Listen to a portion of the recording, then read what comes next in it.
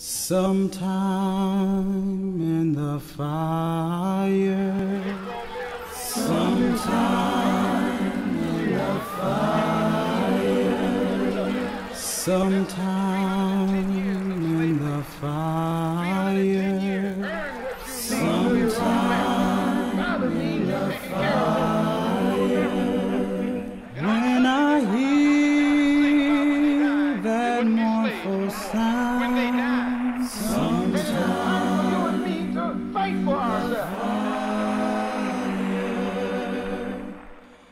when things seem bad, so very bad, that worse they could not be, hold fast to hope, cling hard to faith, that some way out you'll see.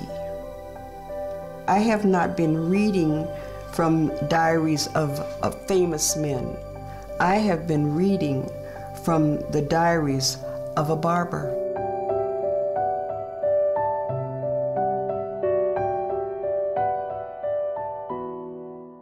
Charles Everett Ellis lived with his family, his wife and their 7 children in the small Illinois farming town of Altamont. He was the town barber, a valuable asset in the white community. A barber shop is where men congregate. They just come and sit and they talk, and the barber listens.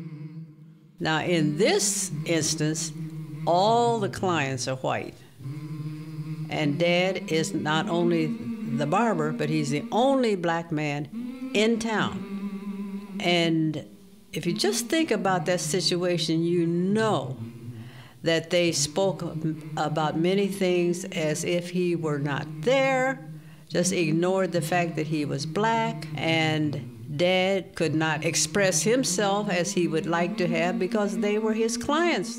They had no idea how rich of a creative life he had. Here was a man who read the Greek philosophers, and he had an active life of the mind.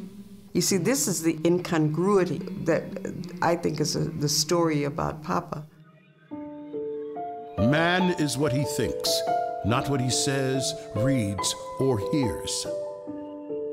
And I could just see him deciding when he was 40, by jingo, I can't say what I want to say in the shop, but I can say it on paper.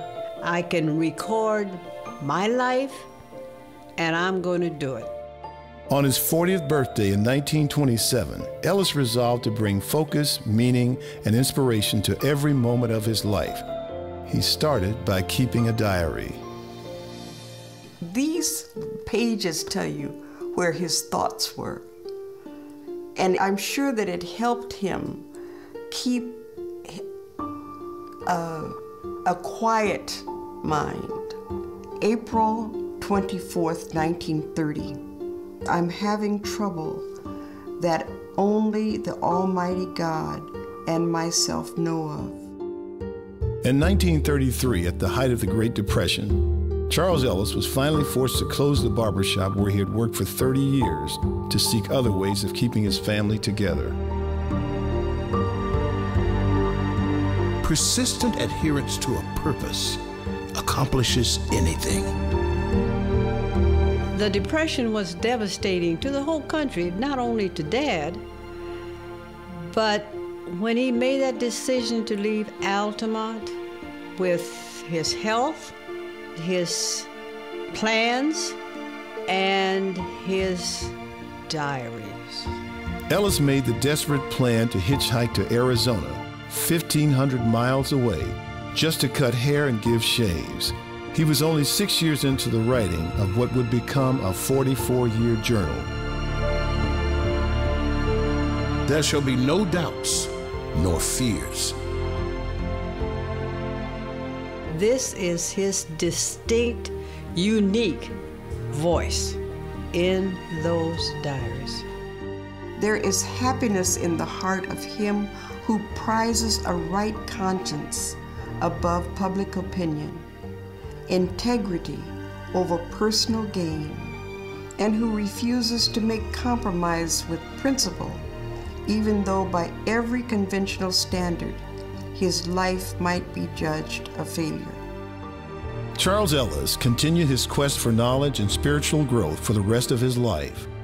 When he died in 1971 at the age of 84, his diaries contain more than 2,600 pages in 6 volumes spanning world events, his family, and his intellectual and philosophical journey.